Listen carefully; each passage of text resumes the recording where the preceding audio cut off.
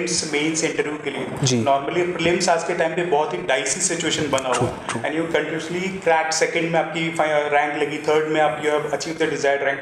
तो आपने कंसिस्टेंटली 2 बार prelims crack किया है, तो प्रीलिम्स के लिए क्या कोर स्ट्रैटेजी होनी चाहिए, आपने क्या क्या रिसोर्सेज फॉलो किए और कैसे प्रीलिम्स के एग्जाम को स्ट्रैटेजाइज किया है? जी। मेरे ओवरऑल प्रिपरेशन में मैंने एनसीईआरटीज़ का बहुत ही अच्छा उपयोग किया था। गिवन दैट मेरा ह्यूमैनिटीज़ बैकग्राउंड था, तो मैं पहले से ही एनसीईआरटी से फेमिलियर था 12th स्टैंडर्ड तक की, तो वो मेरे लिए बहुत हेल्पफुल था क्योंकि उससे मेरे जो भी बेसिक्स थे वो एकदम सेट हो गए थे। Then obviously the standard books that all of us refer for polity, it's Lakshmikant. Then for history, modern history, it's Spectrum. Ancient medieval, I used to read the NCERTs that were more than enough for me. Then environment के लिए I read the PMFIAS का booklet. So it was like the book list is same as everybody else for the prelims. But one thing which I really focused on for prelims was कि मैं practice बहुत ज़्यादा करता था।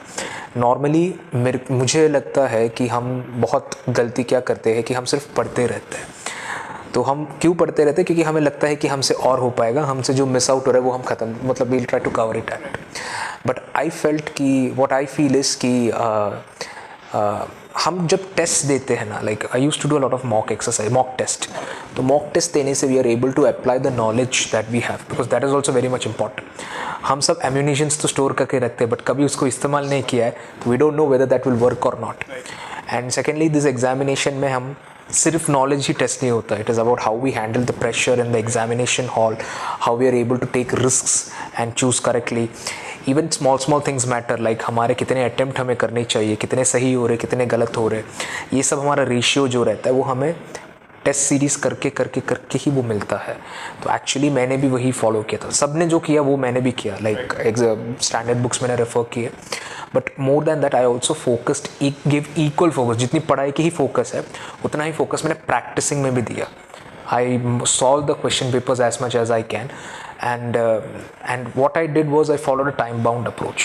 Like 2 hours prelims में original मिलता है, मैंने 1 hour 45 minutes में ट्राई किया, पूरी कोशिश की ख़त्म करने के लिए, बिकॉज जो एक एग्ज़ाम हॉल का प्रेशर है वो कभी अपने घर पे हम रेप्लिकेट नहीं कर सकते। तो उसको थोड़ा रेप्लिकेट करने के लिए मैं 15 मिनट्स पहले का थोड़ा टाइमर रख देता था। And with respect to CSAT, that is something which all of us have phobia about, specially coming from humanities background, हम तो CSAT से बहुत डरते हैं। मेरा ये था कि मैं बेसिक्स तो मैं पढ़ता था CSAT का, जो बुक्स रेफ़र करते थे, जो वीडियोस हम यूट्यूब से देखते थे, उसका सब हम सॉल्व तो करते थे। But more than that I gave much more focus, मतलब ये पढ़ने से ज़्यादा मेरा फोकस, पढ़ाई तो येस डेफिनेटली, बट उससे ज़्यादा शायद से फोकस मैंने सॉल्विंग, टाइम बाउंड अप्रोच